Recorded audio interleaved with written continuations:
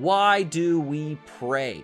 What is the purpose of prayer? Because the big question is this, is that if God knows the future and our minds and has a plan, why bother praying? What does it do? Does it do anything? So if you're new here, my name is Taylor, and on this channel, I give Christian content to inspire and equip your faith in Jesus. I've heard this question so many times where they say, I know I'm supposed to pray, but why? If God's going to do it anyway, if he's sovereign, who cares? Why should I pray? That's what I'm going to tell you. I'm going to give you a bunch of reasons right now. Number one, the number one reason we pray is to know God. It sounds weird, but the more you pray to God, the more you get to know God. So Andrew Murray, he said this. He said that some people pray just to pray, and some people pray to know God. That's what I believe. It's to know God. So it's like the idea is this, is to be a Christian and to not pray. It's to be married and not communicate with your spouse. The idea is this, it's like saying, why do I have to pray if God already knows? Well, that's like saying, well, like, why do I have to talk to my wife if we're already married? What? Like, it's for the relationship. It builds relationship when you talk to someone. Communication is a huge fundamental block for any relationship. And the reason God makes us pray is because it builds a relationship with him. It builds trust. It builds history. And what happens is if you pray specific prayers, this is important. If you pray specific prayers, you will get specific answers. If you pray vague prayers, you're going to get vague answers. So if you pray a prayer like, oh Lord, just help me with my day, at the end of the day, you're kind of like, did it get answered? Maybe it did. But if you say specifically, Lord, I'm asking you to do this today. And then when it happens, you can look back and say, oh my goodness, God heard that exact prayer.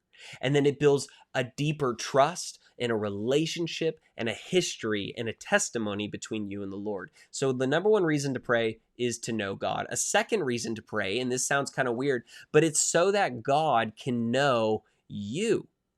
That sounds strange. A lot of people, they say, what do you mean? Like, God knows me. God, he knows every hair on my head. He knows my destiny. He knows my thoughts. He knows me better than I know me. And no one knows the heart of a man except for God. And that's very true. But I want to show you this. There's some things about you that God might not actually know. And let me show you this. Jesus said this. He says that not everyone who says to me, Lord, Lord, will enter the kingdom of heaven, but the one who does the will of my Father who's in heaven. On that day, many will say to me, Lord, Lord, did we not prophesy in your name and cast out demons in your name and do many mighty works in your name? And then will I declare to them, I never knew you. Depart from me, you workers of lawlessness. Whoa, that seems crazy. What does that mean to think that I never knew you? Well, it's kind of like this idea of you can know a lot of information about somebody, but that does not mean you actually know them experientially. I could have a degree from the greatest university on the planet all about marriage. I could have a doctorate in marriage. I could know more facts about marriage, and yet I could still be a single person. And as long as you're single, there's still much you don't know about marriage because you've never experienced marriage or friendship or that. And that's what I mean is when he says I never knew you, he's not saying I never knew you factually. I never knew information about you. What he's saying is I never experientially knew being with you. So this here, it's this word, gnosko. I don't know if I'm pronouncing that right, but it means to learn and to know, to come to know, to get knowledge, to perceive and to feel, to become known, to understand, to become acquainted with. And it really is this. It says, as a husband knows his wife. It's a deep knowledge of experiential connection. It's in Spanish. There's two words for the word to know. There's the word ser and there's the word conocer. Ser means to know facts. And you say yo no sé. It means like I don't know the answer. I don't know the fact. I don't know. Conocer means to know a person, and it's a completely different word. So in English, we get it mixed up because the word to know is the same, but it's separate here and it's separate in Spanish. Is he saying, I never knew you as a person? Because they're confused. Like, didn't we prophesy in your name? Didn't we cast out demons in your name? Basically, didn't we do a bunch of stuff for you? And he's saying, you can do a bunch of stuff and a bunch of works. That doesn't mean you know me. So the reason is this is, does God know you experientially? What I mean by that is in Song of Solomon's 2:14, it says this. He says, "O my dove, in the clefts of the rock, in the crannies of the cliff, let me see your face.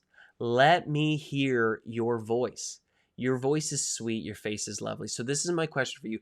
Does God know your voice? Does he know your interpretation? Meaning he knows how you feel.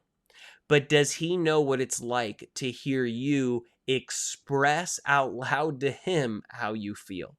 He knows what you need, but does he know what it's like to have you ask him for that need? Right? It's different if a father says, my son really needs help learning how to ride a bike. But he might know that up here, but never have a history of his son saying, Dad, can you teach me how to ride a bike? And the experience of doing that together. That's why I'm saying it's different here.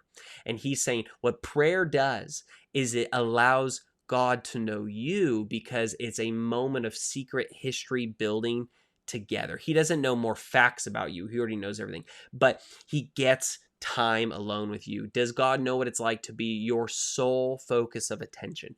Does he know what it's like for you to disregard everyone else and only talk to him? Prayer is your moment when you get to only talk to him and build that history with God. That's why we pray. That's a purpose of prayer, is it builds the relationship between you and God. The number one way it builds right there, that connection.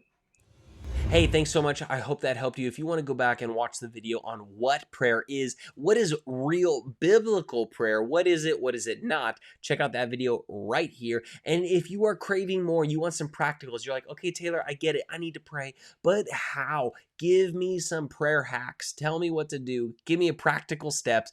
I got that for you. Don't worry. Lots of things to help you out. Check out that video right over here. Otherwise, I will see you next time.